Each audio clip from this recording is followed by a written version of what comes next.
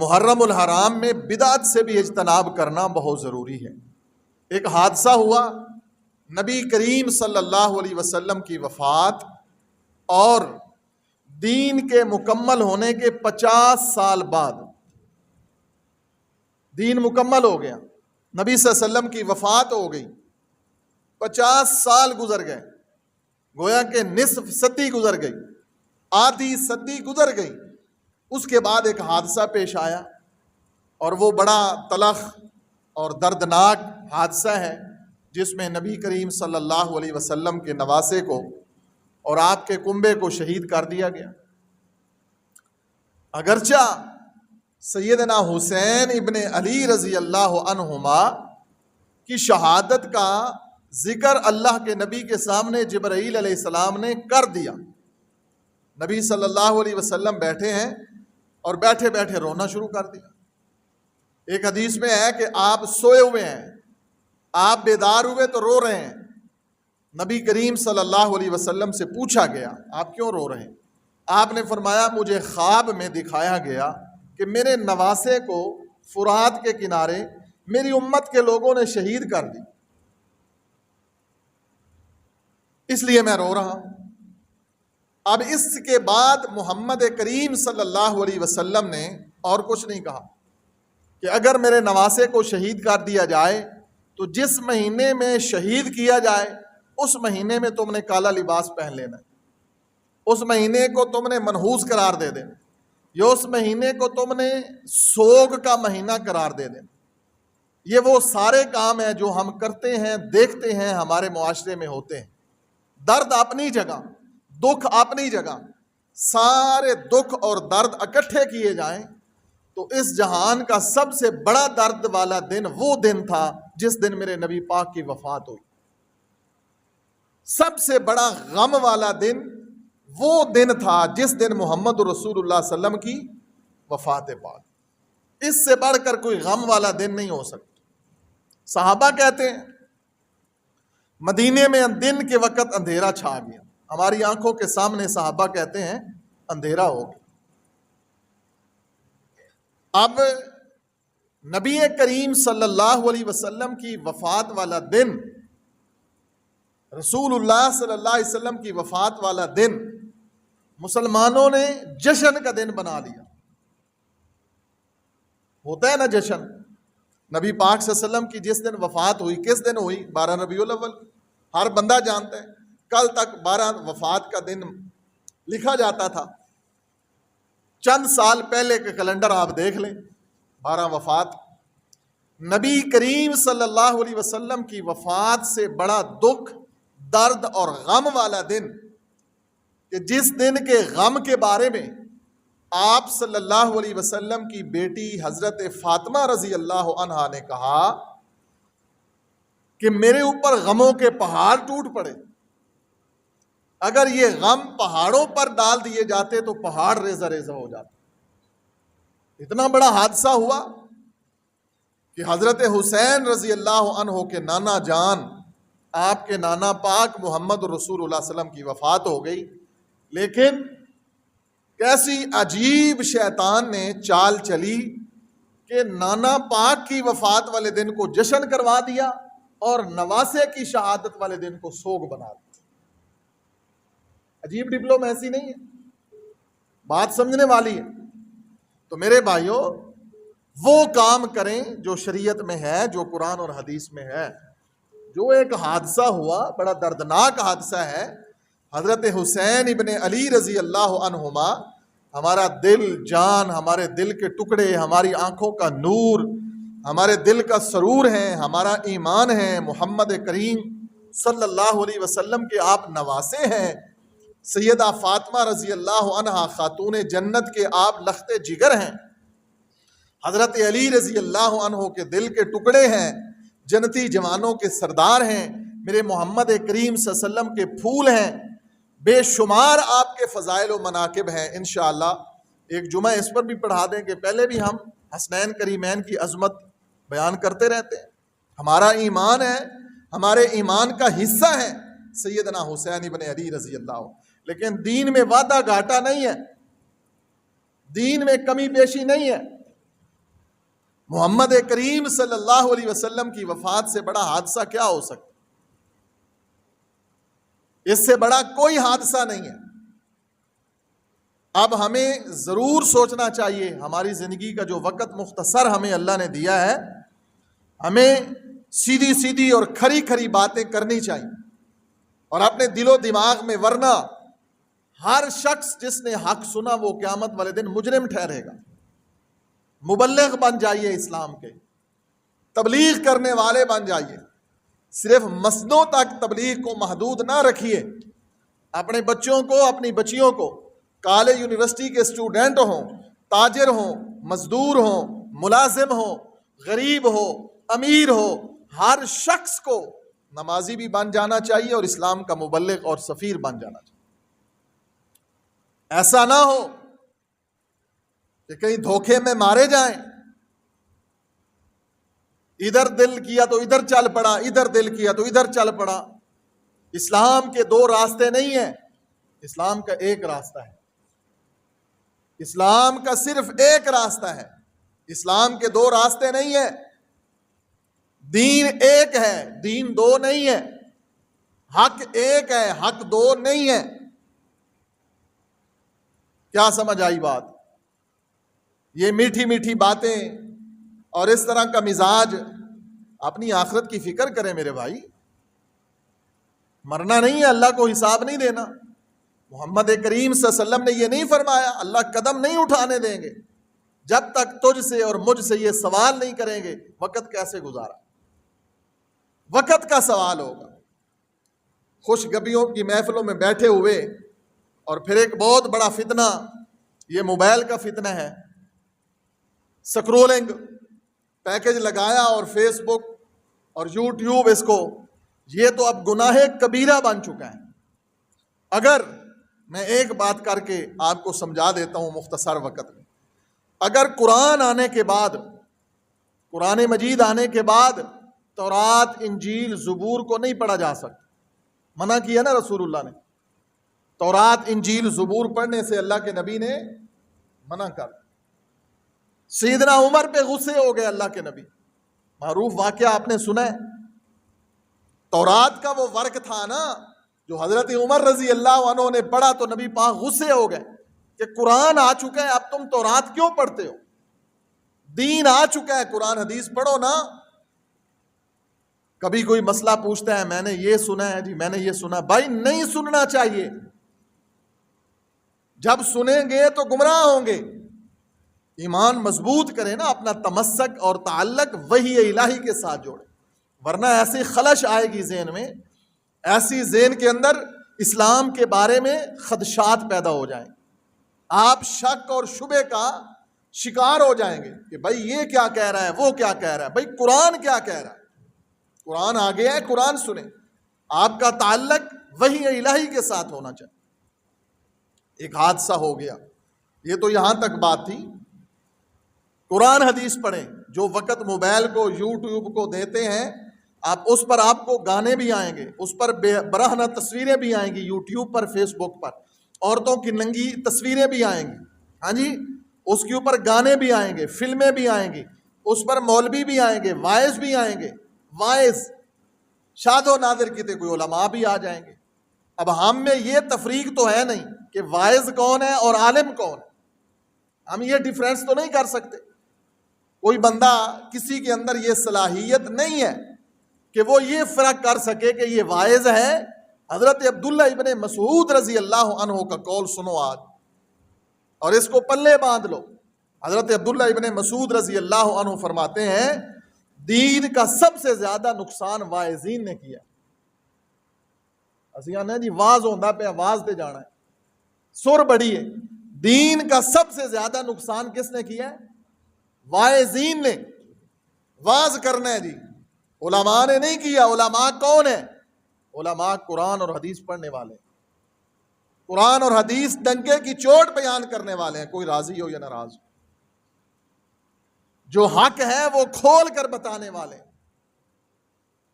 تو واعظین کو نہ سنیں، ورنہ خدشات اپنے دل میں لے جائیں گے، اپنے دل و دماغ میں۔ اسلام پورا ہے، قرآن اور حدیث مکمل ہے،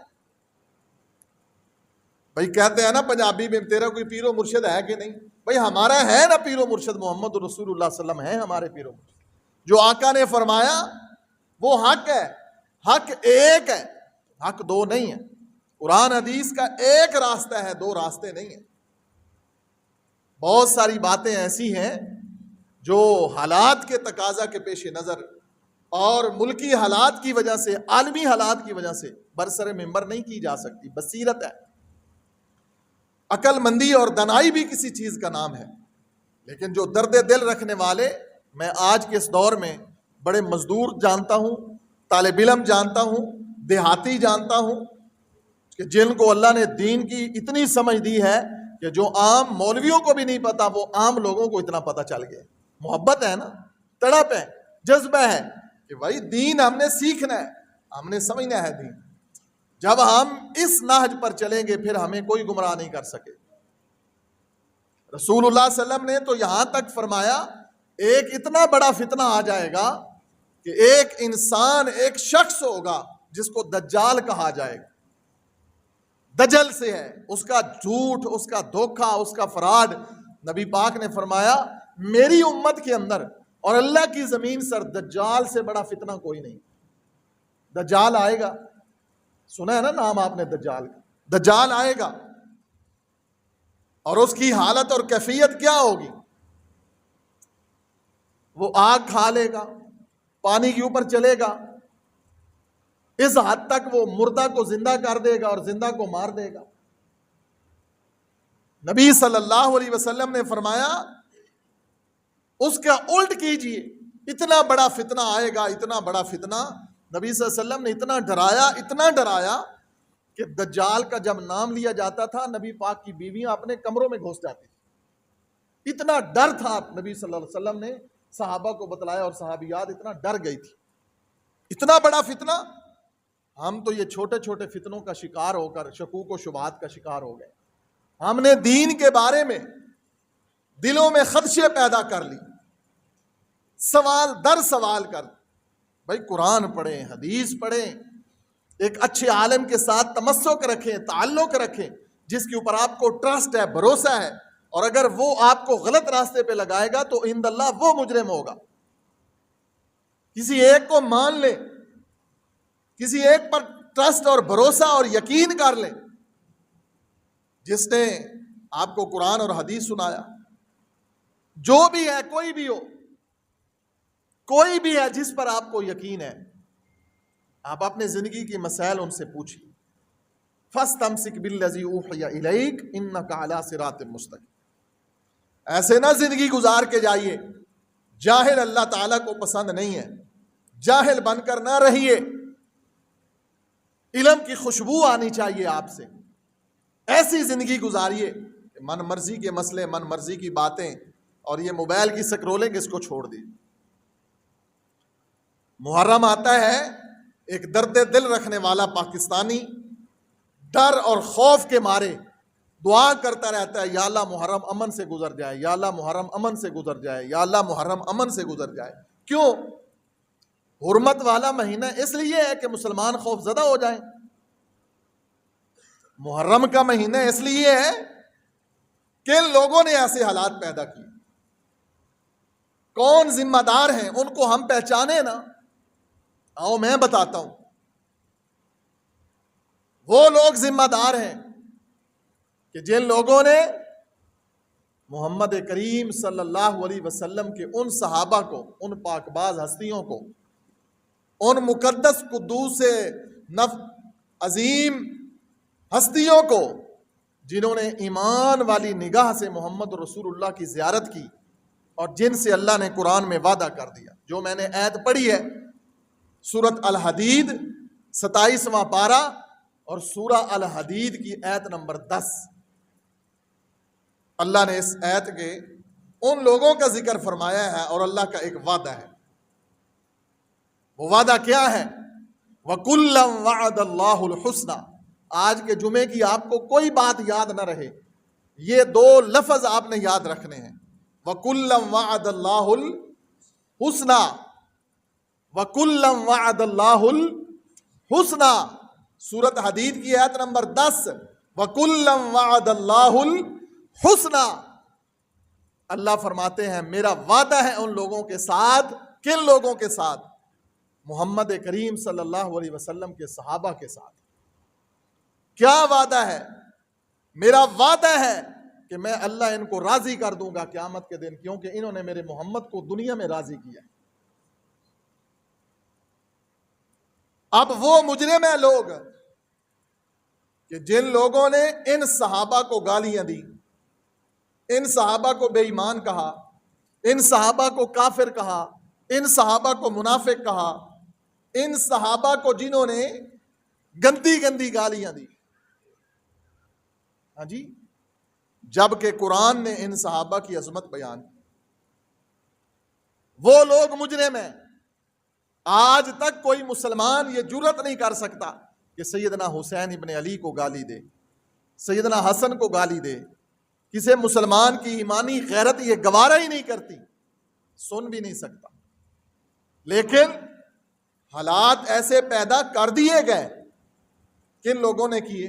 ہم دیکھتے ہیں ان کو، ہمارے ملک میں ہیں، ہمیں ضرور دیکھنا چاہیے. اور ہماری ایجنسیوں، اداروں کو، ہمارے سیکورٹی اداروں کو ان لوگوں پر کڑی نظر رکھنی چاہیے کہ جو لوگ اس محرم کے اندر مجالس میں محمد کریم صلی اللہ علیہ وسلم کے صحابہ کو برا بھلا کہتے ہیں، جن سے اللہ نے وعدہ کیا ہے وَكُلًّا وَعَدَ اللَّهُ الْحُسْنَى، کہ میں اللہ وعدہ کرتا ہوں کہ میں محمد کے صحابہ کو راضی کر دوں گا قیامت والے دن. جاؤ لاؤ کوئی ایسا شخص جو اس بات کا انکار کرے کہ یہ آیت قرآن میں نہیں ہے. اولئک اعظم درجۃ من الذین انفقوا، یہی وہ لوگ ہیں کہ جن کو اللہ نے اتنے بڑے درجے عطا کیے اس وجہ سے کہ انہوں نے نہ مال کی پرواہ کی، نہ جان کی پرواہ کی، نہ اولاد کی پرواہ کی، نہ گھر کی پرواہ کی، ہجرتیں کی، وطن چھوڑ دیے، قربانیاں دیں. اللہ فرماتے ہیں انفقوا من بعد وقاتلوا وکلا وعد اللہ الحسنى، میں اللہ کا وعدہ ہے، میں اللہ ان کو راضی کر دوں گا انشاءاللہ. اور رضی اللہ عنہم ورضوا تو قرآن میں بار بار آیا ہے، رضی اللہ عنہم ورضوا. محرم آتا ہے، صحابہ کو گالیوں کے دن شروع ہو جاتے ہیں. حرمت والا مہینہ، اللہ نے منع کیا فلا تظلموا فیہن انفسکم، اپنی جانوں پہ ظلم نہ کرو.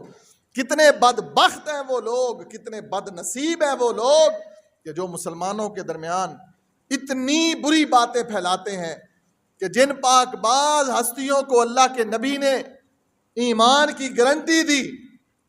قرآن کہتا ہے وَإِذَا قِيلَ لَهُمْ آمِنُوا كَمَا آمَنَ النَّاسِ، جب منافقوں سے کہا جاتا ہے، توجہ میری طرف، وَإِذَا قِيلَ لَهُمْ، پہلا سپارہ سورہ البقرہ، بڑی معروف آیت، وَإِذَا قِيلَ لَهُمْ، اور جب کہا جاتا ہے انہیں کہ آؤ آمنوا کما آمن الناس، ایمان ایسے لے کر آؤ جیسے محمد کریم صلی اللہ علیہ وسلم کے صحابہ لے کر آئے. تو آگے سے کیا جواب ملتا ہے؟ منافق کہتے ہیں قالوا انؤمن کما آمن السفہاء، کہ ہم ایمان ایسے لے کر آئیں سفہاء جیسے بے وقوف ایمان لے کر آئیں. کس نے بے وقوف کہا؟ منافقوں نے. کس کو کہا؟ صحابہ کو. منافقوں نے کس کو کہا؟ صحابہ کو کیا کہا؟ بے وقوف کہا. قرآن میں لکھا ہوا ہے سفہاء. اب بے وقوف کیوں کہا ہے؟ ذرا ایک محبت کے رنگ میں میرا انداز دیکھیے، محبت والا انداز. ہم تو خیر چندہ وندہ نہیں کرتے مسجد میں، ہماری مسجدوں میں ہونا بھی نہیں چاہیے، اگر کہیں ہوتا ہے تو ان کو نہیں چندہ کرنا چاہیے، ٹھیک ہے نا. یہ سپیکر کھول کر جو فلانا 100 دے گیا، 500 دے گیا، 1000 دے گیا، جو 500 دے گیا لمبیاں دعاواں، جو 100 دے گیا تھوڑیاں دعاواں. ہاں جی، ایسے نہیں ہونا چاہیے. لیکن کبھی ضرورت پڑ جائے تو امام صاحب، خطیب صاحب، اس کی عزت آپ کو رکھ لینی چاہیے. اگر آپ کے امام خطیب کبھی ضرورت کے پیش نظر یہ کہہ دے جمعے کے موقع پر، تو آپ کو پھر اپنی جیبوں کے خزانے کھول دینے چاہیے. یہ طریقہ محمد رسول اللہ کے صحابہ کا طریقہ. اب یہ وقوف کا میں آپ کو ایک معنی سمجھانے لگا ہوں کہ صحابہ کو بے وقوف کیوں کہا گیا. صحابہ کو بے وقوف کیوں کہا گیا؟ میری طرف دیکھیں، توجہ میری طرف. اے بھائی نو کی ہویا؟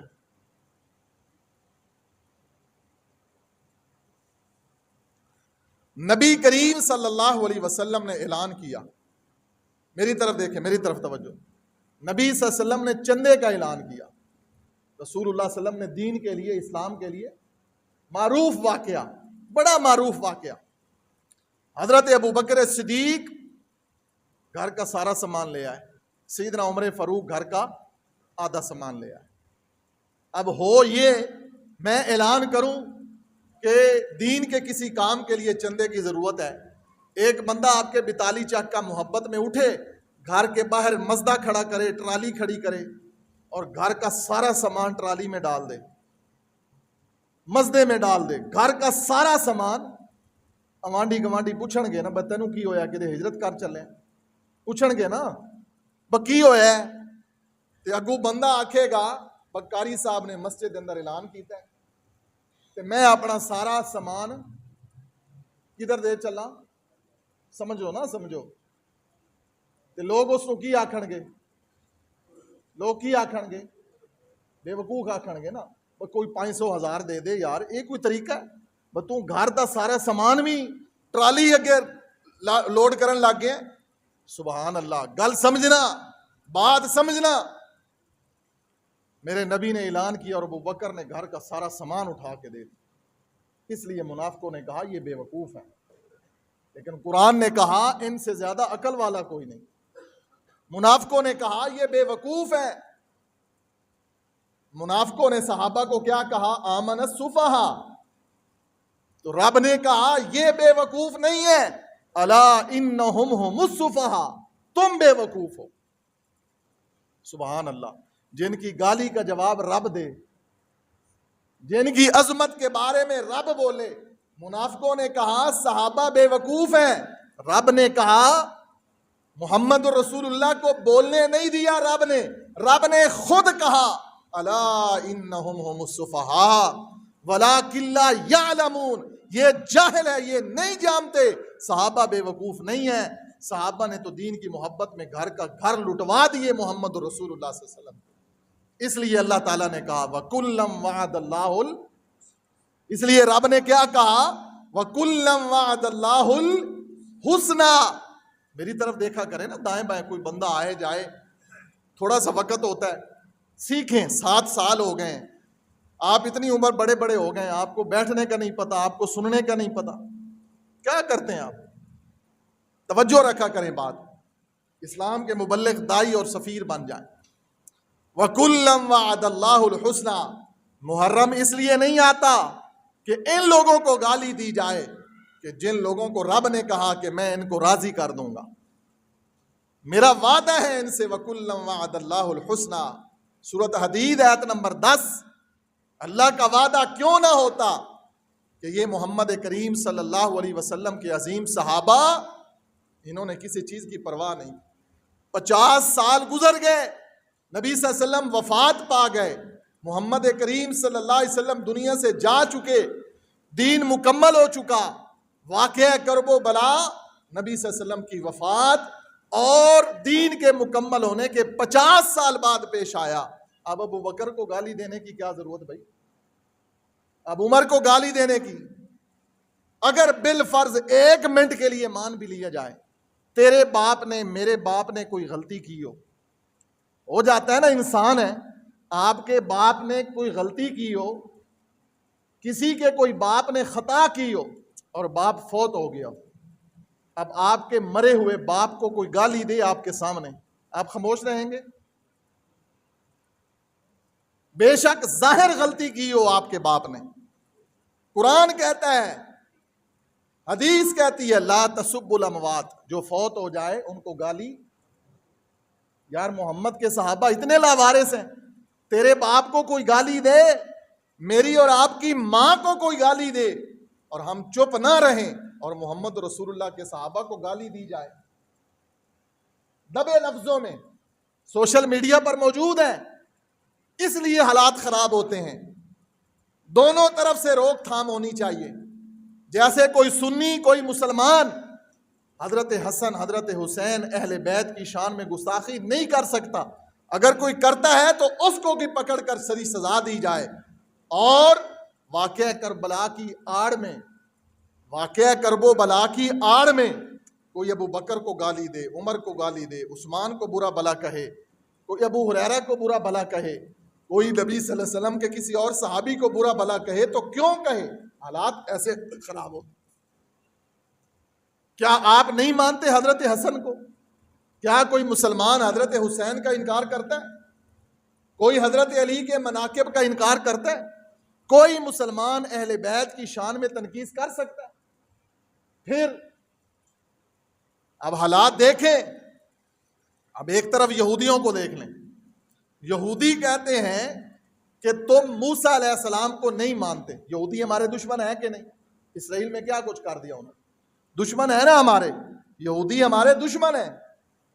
جاگ کے بیٹھیں جی، جاگ کے بیٹھیں، جگاؤ. یہودی اسلام کے دشمن ہیں. یہودی کیوں دشمن ہیں؟ وہ کہتے ہیں کہ تم موسیٰ علیہ السلام کو نہیں مانتے. کوئی مسلمان ایسا ہے جو موسیٰ علیہ السلام کو نہیں مانتا؟ کوئی ہے مسلمان ایسا؟ اب عیسائی کیا کہتے ہیں؟ عیسائی کہتے ہیں کہ تم عیسیٰ علیہ السلام کو نہیں مانتے. کیا آپ نہیں مانتے عیسیٰ علیہ السلام؟ کوئی مسلمان ایسا ہے جو عیسیٰ علیہ السلام کو نہ مانتا ہو؟ مانتے ہیں نا سب. ہم عیسیٰ علیہ السلام کو بھی مانتے ہیں، ہم موسیٰ علیہ السلام کو بھی مانتے ہیں. لیکن یہودی کہتے ہیں تم موسیٰ علیہ السلام کو نہیں مانتے. عیسائی کہتے ہیں تم عیسیٰ علیہ السلام کو نہیں مانتے. لیکن بات یہ ہے اصل، جیسے وہ منانا چاہتے ہیں ایسے ہم نہیں مانتے.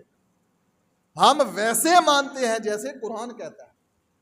عیسیٰ علیہ السلام کو، موسیٰ علیہ السلام کو ہم کیسے مانتے ہیں؟ جیسے قرآن کہتا ہے. اسی طرح ایک گروہ جو اپنے آپ کو کہتا ہے کہ ہم امام جعفر صادق کے مقلد ہیں، وہ کہتے ہیں کہ دین میں یہ مانو، یہ مانو، فلاں مانو، فلاں کو فقہ کا امام مانو، فلاں کو ایسے مانو. نہیں بھائی، کیوں مانیں؟ ہم ویسے ہی مانیں گے جیسے قرآن کہتا ہے، جیسے حدیث کہتی ہے. قرآن اور حدیث سے بڑھ کر ہم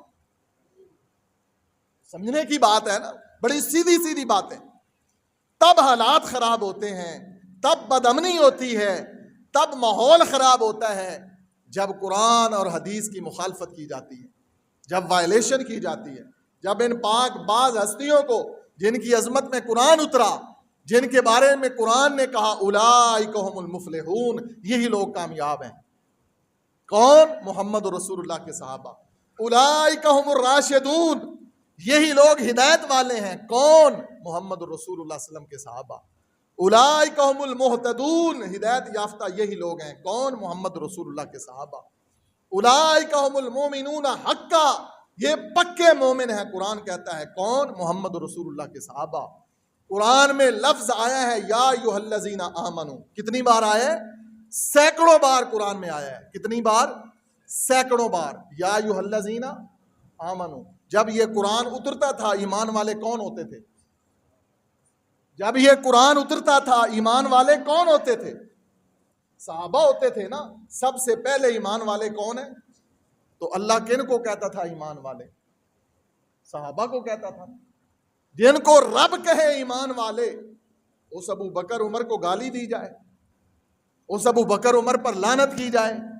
سیدنا عثمان کہ جس نے مسجد نبوی کی جگہ لے کر وقف کی، جس نے کنواں وقف کیا، جس سیدنا عثمان کا اکاؤنٹ آج بھی مدینے میں چل رہا ہے، جس کا پیسہ آج بھی مسجد نبوی پر خرچ ہو رہا ہے، اور قیامت تک لوگ آتے رہیں گے مسجد نبوی میں نماز پڑھتے رہیں گے.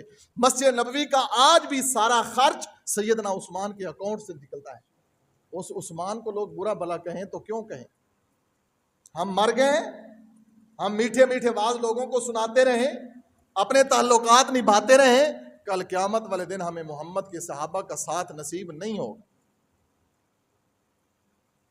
اگر ہم چپ رہے، اپنی برادریاں نبھاتے رہے، میرا کاروبار بند ہو جائے، میری دکان پر رافضی نے بھی آنا ہے، میری دکان پر فلاں نے بھی آنا ہے، بدعتی نے بھی آنا ہے، میں اگر یہ آیت لگا دوں گا، بدعتی جو ہے وہ اپنے گھر کے دروازے پہ بدعت والا کوئی کلمہ لکھ دیتا ہے، جو مواحد توحید پرست ہے وہ اپنی دکان پر کوئی یا اللہ مدد کا بورڈ نہیں لگا سکتا. کیوں نہیں لگا سکتا؟ لگاؤ نا تم بھی, لکھو آیت قرآن کی, تم اپنے دروازے پر لکھ کر لگاؤ وَكُلًّا وَعَدَ اللَّهُ الْحُسْنَى. تم اپنے دروازے پر بڑا پینٹ کروا کر لکھاؤ, پینٹر کو بلا کر رضی اللہ عنہم ورضوا عنہ. تم لکھاؤ اپنی گاڑی پر اولئک هم المؤمنون حقا. یہ قرآن نہیں ہے, یہ صحابہ کے بارے میں نہیں ہے. ہم پراپرٹیاں بناتے رہے, ہم جائیدادیں بناتے رہے, ہاں جی, ٹینشن کے مریض ہو گئے, شوگر کے مریض ہو گئے, ٹینشنیں اور بیماریاں لگ گئیں, دین لٹتا رہا, صحابہ کو گالیاں دیتے رہے. کون صحابہ؟ محمد الرسول اللہ صلی اللہ علیہ وسلم کے وہ عظیم پاک باز صحابہ جن کی عظمت اور شان کے بارے میں آج ایک حدیث بھی سن لیں. حدیث کہاں ہے؟ سلسلہ احادیث الصحیحہ, صحیح ترین احادیث کا جو مجموعہ امام ناصر الدین البانی رحمہ اللہ, جنہوں نے محمد رسول اللہ صلی اللہ علیہ وسلم کی ساری حدیثیں جمع کر کر ایک جگہ کر دی کٹھیاں, ان کو الصحیحہ کا نام دے. اس میں حدیث ہے. کیا حدیث ہے؟ میرے محمد رسول اللہ صلی اللہ علیہ وسلم کے یہ الفاظ جو میں آج آپ کے سامنے پڑھنے لگا ہوں عربی کے اندر, یہ الفاظ کوئی وقت تھا محمد رسول اللہ نے اپنی زبان سے کہے تھے. مسجد نبوی تھی, منبر رسول تھا, سامنے صحابہ بیٹھے ہوئے تھے, اور میرے محمد کریم صلی اللہ علیہ وسلم نے یہی الفاظ پڑھے تھے جو آج میں پڑھنے لگا ہوں. کیا الفاظ تھے؟ محبوب نے فرمایا من سب اصحابی. سبحان اللہ, وہ کیسا وقت تھا جب اللہ کے رسول کی زبان سے یہ الفاظ نکلے جو آج یہ بندہ گناہگار فقیر آپ کی اپنی زبان سے پڑھ رہا ہے. آپ نے فرمایا من سب اصحابی, میرے صحابہ پر سب و شتم, سب معنی عربی میں گالی ہوتا ہے. میرے صحابہ پر جو گالی نکالے گا, میرے صحابہ پر جو سب و شتم کرے گا, میرے نبی نے فرمایا من سب اصحابی, جو میرے صحابہ کو گالی دے گا, جو میرے صحابہ کو برا بلا کہے گا, فعلیہ لعنت اللہ, اس پر اللہ کی لعنت ہے. محمد رسول اللہ صلی اللہ علیہ وسلم نے کیا فرمایا؟ اس پر اللہ کی لعنت ہے. فعلیہ لعنت اللہ. صرف یہیں بس نہیں, بلکہ فرمایا والملائکہ, اس پر ملائکہ کی لعنت ہے. یہاں بس نہیں, اس سے آگے بھی محمد رسول اللہ صلی اللہ علیہ وسلم کے الفاظ ہیں. میرے نبی نے فرمایا والملائکۃ والناس اجمعین, ملائکہ کی لعنت, اللہ کی لعنت, اور پوری کائنات کے لوگوں کی اس پر لعنت ہو جو محمد رسول اللہ کے صحابہ کو گالی دیتا. یہ کس نے کہا؟ نبی پاک نے فرمایا. سبحان اللہ. میں کہتا ہوں ذہ مقدر, نصیبے کی بات ہے. کئی بد نصیب دنیا میں ایسے ہیں جن کی قسمت میں اللہ کی لعنت آ گئی. کئی ظالم دنیا میں ایسے ہیں جن کے چہرے پر پھٹکار ہے, جن سے بدبو آتی ہے, جن کے جملوں, الفاظ, لباس, جن کے کردار سے بدبو آتی ہے, جو نبی کے صحابہ کو برا بھلا کہتے ہیں. نبی پاک کہہ کر گئے ہیں ان پر اللہ کی, فرشتوں کی, پورے جہان کی لعنت ہے. ہم کچھ بھی نہ کہیں تو نبی کی حدیث ہی برے لوگوں کے لیے کافی. کیا خیال ہے؟ لیکن ہمیں بتانا تو چاہیے نا بھائی, ان لوگوں کا کوئی تعلق نہیں ہے. واقعہ کربلا کے ساتھ ایک حادثہ ہو گیا, اللہ ان ظالموں کو برباد کرے جنہوں نے حضرت حسین کو شہید کیا. کہو آمین. اللہ ان کی قبریں سانپوں سے بھر دے, اللہ ان کی قبر کو جہنم کا گڑھا بنا دے جنہوں نے حضرت حسین کو شہید کیا. کہو نا آمین. ہم کہہ رہے ہیں ہماری محبت ہے حضرت حسین رضی اللہ عنہ سے, لیکن ہم ابو بکر و عمر کو برا بھلا نہیں کہنے دیں گے. ہم کہیں گے اولئک هم المؤمنون حقا, یہ پکے اور سچے مومن ہیں. جب کچھ بھی نہیں تھا آپ کہتے ہیں کہ ان لوگوں نے جدادوں کے لیے ایسے کیا. کون کہتا ہے ظالم کہ ان لوگوں نے جدادوں کے لیے ایسا کیا؟ اللہ کی قسم, جب یہ لوگ ہجرت کر کے گئے تھے یہ تو بھوکے پیاسے تھے, ان کے بدن پر تو کپڑے بھی نہیں تھے. جدادیں کہاں تھی اس وقت؟ اس وقت تو غربت تھی. اور جب ان لوگوں کے جنازے اٹھے, ابو بکر صدیق رضی اللہ عنہ وفات پائی, اللہ کی قسم ماں عائشہ رو رہی ہیں کہ میرا باپ دنیا سے چلا گیا ہے, میرے گھر میں تو پیسہ بھی نہیں ہے, کفن بھی نہیں ہے. بتاؤ وہ پیسہ کہاں گیا جو انہوں نے جوڑا؟ جن کے گھر میں کفن بھی نہ ہو, جو جوڑتے ہیں اللہ میری توبہ، اللہ میری توبہ، ابو بکر کے ایمان جیسا تو کوئی بھی نہیں ہو سکتا، اللہ کی قسم۔ والسابقون الاولون من المہاجرین والانصار والذین اتبعوہم بإحسان، اللہ قرآن میں کہتا ہے کہ یہ وہ لوگ ہیں جو پہلے ایمان لے کر آئے جب ساری دنیا میرے نبی کی مخالفت کر رہی تھی، ابو بکر میرے نبی کا ساتھ دے رہا۔ صحابہ جیسا کون ہو سکتا ہے؟ ہمارے دل و جان، ہمارے بچے قربان، ہماری زندگیاں قربان صحابہ کی عظمت کے لیے۔ جو گولی ہمارے سینے کے لیے بنی ہے وہ ہمارے سینے میں جا کے رہے گی، لیکن لوگوں ڈرنے کی کوئی ضرورت نہیں ہے۔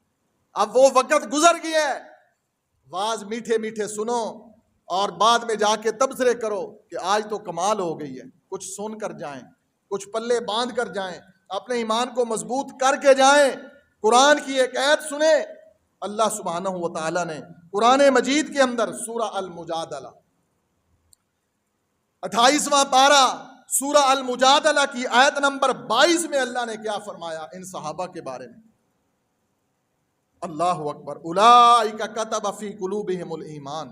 آج کیا پتہ ہی کہتے ہیں، جھوٹا پراپوگنڈا کرتے ہیں، رافضی، ذاکر، کالے کپڑے والا، کالی زبان والا کیا کہتا ہے؟ کہتا ہے کہ انہوں نے اوپر سے کلمہ پڑھا تھا، صحابہ نے اوپر سے کلمہ پڑھا۔ اللہ کیا کہتا ہے؟ اللہ فرماتا ہے اب ہم اللہ کی مانیں یا ذاکر کی مانیں؟ قرآن کہتا ہے سورہ المجادلہ، اللہ کا قرآن 28واں پارہ سورہ المجادلہ کی آیت نمبر 22 ہے، اللہ ہم تیرے سے دعا کرتے ہیں کہ ہمارا حشر ابو بکر کے ساتھ کرنا، اللہ ہمارا حشر عمر کے ساتھ کرنا، اللہ ہم بڑے گناہ گار ہیں، ہمارا حشر عثمان کے ساتھ کرنا، ہمارا حشر علی کے ساتھ کرنا، ہمارا حشر حسن و حسین کے ساتھ کرنا، ہمارا حشر نبی کے اہل بیت کے ساتھ کرنا۔ اللہ ہم سب سے محبت کرتے ہیں، ہم کسی کے بارے میں دل میں ذرہ برابر میں میل نہیں رکھتے۔ میرے نبی کے سارے صحابہ سچے، نبی کے سارے صحابہ جنتی، نبی کے سارے صحابہ ایمان والے، نبی کے سب صحابہ جنت کے سردار۔ اولئک کتب فی قلوبہم الایمان، اللہ فرماتے ہیں اللہ کو پتا تھا 1400 سال بعد کوئی کالا ایسا آئے گا جو نبی کے صحابہ کے ایمان میں شکوک و شبہات پیدا کرے گا۔ اللہ نے قرآن میں وہ باتیں لکھ دیں جو آج ان کے منہ پر پھٹکار مارنے کے لیے کافی ہیں۔ قرآن کہتا ہے اولئک کتب فی قلوبہم الایمان، جو ایسا کہے کہ انہوں نے اوپر سے کلمہ پڑھا تھا، اللہ فرماتے ہیں ظالمو تم جھوٹ بولتے ہو، اولئک کتبہم الایمان، میں اللہ نے ان کے دل پر ایمان لکھ دیا۔ جن کے ایمان کی گواہی میرا رب دے، بتاؤ ان صحابہ سے بڑا عظمت والا کون ہو سکتا ہے؟ اللہ کی زمین پر میرے محمد اور رسول اللہ کے بعد سب سے عظیم اور بزرگ ہستیاں، سب سے بڑے ولی، سب سے بڑے پیر، سب سے بڑے عظیم، سب سے بڑے اللہ کے دوست نبی پاک کے بعد محمد اور رسول اللہ کے صحابہ ہیں۔ اولئک کتب فی قلوبہم الایمان وَأَيَّدَهُمْ بِرُوحٍ مِّن يُدْخِلُهُمْ جَنَّاتٍ تَجْرِی، اللہ نے گلہ ہی مکا چھڑی ہیں، میرے اللہ نے کہا میں ان کو جنت میں داخل کر کے رہوں گا، اور ظالم بے ایمان کافر دیکھتا رہے گا کہ یہ محمد کے صحابہ وہ جنت میں جا رہے ہیں۔ قرآن کہتا ہے، قرآن سبحان اللہ سبحان اللہ، قرآن کہتا ہے رضی اللہ عنہم ورضوا عنہ اولئک حزب اللہ، اللہ فرماتے ہیں یہ میری جماعت ہے، یہ میرا دھڑا ہے، یہ میری گروہ ہے، یہ میری حزبیت ہے۔ اولئک حزب اللہ، اللہ نے اپنی جماعت کن کو قرار دیا ہے؟ قرآن سورہ المجادلہ آیت نمبر 22 28واں پارہ، جاؤ پوچھو لوگوں سے کہ کون ہے جس جماعت کو اللہ نے اپنی جماعت قرار دیا، اولئک حزب اللہ۔ آج کوئی ایم پی اے کی جماعت، کوئی نون لیگ کی جماعت، کوئی پی ٹی آئی کی جماعت، سارے کہتے ہیں کہ دنیا میں بڑے جیالے ہیں، بڑے یوتھیے ہیں، بڑے پٹواری ہیں، بڑے بڑے لوگوں نے نام رکھ لیے ہیں، ہر کوئی کہتا ہے کوئی نون لیگ کا وفادار ہے، کوئی پیپل پارٹی کا وفادار ہے۔ بتاؤ تمہیں اپنے ورکروں پر ناز ہے، تمہارے ورکر وفادار ہیں، اور محمد رسول اللہ صلی اللہ علیہ وسلم کے ووٹر سپورٹر ورکر وفادار نہیں تھے؟ تمہارا اثر اتنا ہے کہ جی میرا قائد آ رہا ہے. صحابہ کا قائد کون تھا؟ صحابہ کا قائد کون تھا؟ محمد رسول اللہ تھے. اس لیے تو نبی پاک کے صحابہ نے کہا کہ اللہ کے نبی ہمیں اجازت دیں. ایک صحابی آیا, اللہ کے رسول میں فلاں علاقے سے آیا ہوں, میں نے دیکھا ہے اس علاقے میں لوگ بادشاہ کو سجدہ کر رہے ہیں. آپ ہمارے بادشاہ نہیں ہیں اللہ کے نبی, آپ ہمارے بادشاہ ہیں, آپ ہمارے سردار ہیں, ہمیں اجازت دیں اللہ کے نبی ہم آپ کو سجدہ کیا کریں. سبحان اللہ. اتنی محبت اتنا پیار کس کو تھا؟ صحابہ کو تھا. محمد رسول اللہ صلی اللہ علیہ وسلم کے صحابہ کے بارے میں جو قرآن نے اجازات دی ہیں, اگر ساری آیتوں کو آپ پڑھنا چاہتے ہیں تو امام احمد بن حنبل کی کتاب خرید لیں.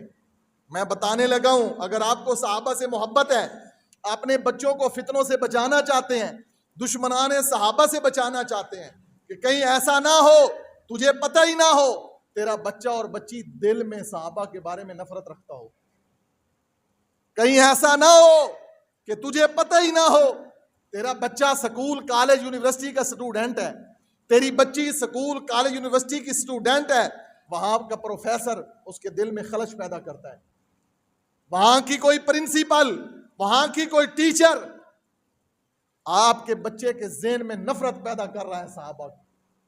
تو چاہیے کیا, تیرا بچہ بیمار ہو گرمی سے بچاؤ کے لیے گھر میں انتظام کرتا ہے, تیری بچی بیمار ہو سردی سے بچاؤ کے لیے گھر میں انتظام کرتا ہے, اپنے بچوں کے ایمان کی حفاظت کے لیے بھی کوئی انتظام کر لو. کیا جواب دو گے قیامت کے دن کہ محمد کا دین لوٹتا رہا اور ہم اپنی جدادیں بنانے میں لگے رہے, ہم اپنی رشتہ داریاں نبھانے میں لگے رہے, ہم اپنے تعلقات, یہ تیری سرداریاں, یہ چودراہٹیں اللہ کی قسم کام نہیں آئیں گی تیرے کاروبار. اگر صحابہ سے محبت نہیں ہے سچی, اگر قرآن سے سچی محبت نہیں ہے تجھے اور تیری اولاد کو, تو قیامت والے دن تو جتنا گھاٹے اور خسارے میں ہوگا اتنا کوئی بھی نہیں. اللہ اکبر کبیرہ. کون محمد کریم صلی اللہ علیہ وسلم کے صحابہ جن کے بارے میں قرآن نے کیا کہا؟ وَلَٰكِنَّ اللَّهَ حَبَّبَ إِلَيْكُمُ الْإِيمَانَ وَزَيَّنَهُ فِي قُلُوبِكُمْ. اللہ فرماتے ہیں صرف اتنے بس نہیں, وَكَرَّهَ إِلَيْكُمُ الْكُفْرَ, ان صحابہ کو کفر سے نفرت ہے. وَكَرَّهَ إِلَيْكُمُ الْكُفْرَ وَالْفُسُوقَ, یہ فسق بھی نہیں کرتے, یہ فاسق بھی نہیں ہے, عصیان یہ معصیت بھی نہیں کرتے, اللہ اور اللہ کے رسول کی ناراضگی مول نہیں لیتے. اولئک هم الراشدون, یہ رشد و ہدایت والے ہیں. سبحان اللہ. کتنا بڑا قرآن نے گارنٹی اور گواہی دی ہے. اگر یہ آیتیں قرآن کی اگر آپ پڑھنا چاہتے ہیں تو امام احمد بن حنبل کی کتاب فضائل صحابہ, کیا نام ہے کتاب کا؟ فضائل صحابہ. اس میں آپ کو سینکڑوں آیات ملیں گی, سینکڑوں آیات. کس پر؟ نبی کریم صلی اللہ علیہ وسلم کے صحابہ کی عظمت پر. میں قرآن پڑھ رہا ہوں نا, اب تک میں نے جو درجن آیت پڑھ دی ہیں آپ کے سامنے, محمد کریم صلی اللہ علیہ وسلم کے صحابہ کی عظمت کے بارے میں ہے. اور آخر پہ میں ایک واقعہ سنا کے اپنی بات ختم کرتا چاہتا ہوں. محمد کریم صلی اللہ علیہ وسلم کے صحابہ سے اللہ راضی ہو گیا, اللہ نے ان کو رشد و ہدایت والا کہا. نبی کریم صلی اللہ علیہ وسلم کے پاس ایک شخص آیا ہے, حدیث ہے مسند احمد کے اندر, ترغیب کے اندر, نیل الاوتار کے اندر, ان ساری حدیث کی کتابوں میں صحیح سند کے ساتھ. اور اس حدیث کے راوی سیدنا انس بن مالک رضی اللہ عنہ. نبی کریم بیٹھے ہیں صلی اللہ علیہ وسلم, ایک صحابی آیا, کہتا اللہ کے رسول میں کھجوروں کا باغ لگا رہا ہوں, ایک درخت لگانا ہے, درمیان میں ایک شخص کا جگہ آ گئی ہے, اس کی ایک کھجور آ گئی ہے, اور میں نے دیوار بنانی ہے. دیوار, اس ساتھی کو میں نے کہا ہے کہ اس ایک کھجور کو گرا دو یا مجھے دے دو تاکہ میری دیوار سیدھی ہو جائے. وہ نہیں مان رہا. اللہ کے نبی آپ کے پاس آ گئے ہیں, آپ اس کو بلائیں اور منائیں. نبی صلی اللہ علیہ وسلم نے فرمایا, اللہ کے نبی اپنے صحابہ کے کام بھی کیا کرتے تھے. سبحان اللہ. بڑے واقعات ہیں, بہت بڑے بڑے عظیم واقعات ہیں. کتنی الفت اور محبت تھی. نبی پاک نے فرمایا جو اپنے مومن بھائی کے کام میں رہتا ہے اللہ اس کے کام میں رہتا ہے. جب تک تم اپنے کسی مسلمان بھائی کے کام میں لگے رہتے ہو اللہ تمہارے کام میں لگے. نبی کریم نے اس شخص کو بلایا اور کہا کہ اس صحابی میرے کے بارے میں تو اپنے دل میں نرمی پیدا کر، وہ کھجور اس کو دے دے، اس کے بدلے تو اس سے 2-3 کھجوریں لے لے، درخت، کھجوروں کے درخت لے لے، پیسے لے لے، اور جو لینا چاہتا ہے۔ لیکن وہ ضدی رہا، کہتا نہیں، بعض بندے ہوتے ہیں اڑیل مزاج کے۔ اللہ اکبر کبیرہ، نبی کریم صلی اللہ علیہ وسلم نے اس کو کہا کہ اگر تو یہ جگہ چھوڑ دے تو میں تجھے جنت کی ضمانت دیتا ہوں۔ سبحان اللہ، سبحان اللہ، سبحان اللہ۔ اب پھر بھی اس کے دل میں نرمی نہیں آئی تو نبی کریم صلی اللہ علیہ وسلم کے ایک صحابی حضرت ابو دحداح اٹھ کھڑے، اللہ کے نبی، میرا کھجوروں کا باغ ہے، یہ سودا میرے ساتھ کر لو، جنت مجھے چاہیے، میرے سارے کھجوروں کا باغ اس کو دے دو، اور اس کے بدلے وہ ایک کھجور کا درخت میں لے کر اس بھائی کو دے دیتا ہوں، میرا پورا باغ لے لو۔ اللہ اکبر کبیرہ، نبی کریم صلی اللہ علیہ وسلم نے جب یہ بات سنی، میرے نبی کا چہرہ کھلکھلا اٹھا۔ نبی صلی اللہ علیہ وسلم جب صحابہ کی فداکاریاں، جان نثاریاں، صحابہ کی محبتیں دیکھتے تھے، جب آپ کا بیٹا ہو، آپ کی بیٹی ہو، آپ کا دل خوش کرے تو آپ کے چہرے پر مسکراہٹ آ جاتی ہے۔ نبی صلی اللہ علیہ وسلم کے یہ روحانی اولاد تھی صحابہ، میرے نبی کا چہرہ کھلکھلا اٹھا۔ اب ابو دحداح کیا کہتے ہیں؟ اپنے باغ کے جاتے ہیں، اندر داخل نہیں ہوتے، وہیں کھڑے کھڑے باغ کے کنارے کھڑے کھڑے اپنی بیوی کو آواز لگاتے ہیں، او کرما والیے، او پاگاں والیے، چھڑ دے سارا کچھ باغ تے نکلا، یہ سودا اللہ نال کر لیا ہے۔ وہ ایمان والی بھی ایسی عورت سی، انہیں ایک گل ہی نہیں پوچھنا گوارا کیتی کہ تو سودا کیتا کہ دے نال ہے۔ محبت ہو تو ایسی ہو۔ وہ نبی کریم کی صحابیات تھی، وہ نبی کریم کے صحابہ تھے، وہ اتنے ایمان والے تھے کہ اس عورت نے آگے سے پوچھا بھی نہیں ہے کہ ابو دحداح اتنا باغ، اتنی کوٹھی، اتنا محل، یہ چہل پہل زندگی کی یہ خوبصورتی، ہم تو ہجرتیں کر کے مکے سے آئے، اتنی مشکلات جھیلیں، اب مدینے میں ہمارے حالات آسودہ ہو گئے، اب ہمیں اللہ نے باغ دے دیا، اب ہم خوشحال زندگی گزارنے لگے ہیں، تو اب تو نے یہ باغ کا بھی سودا کر دیا۔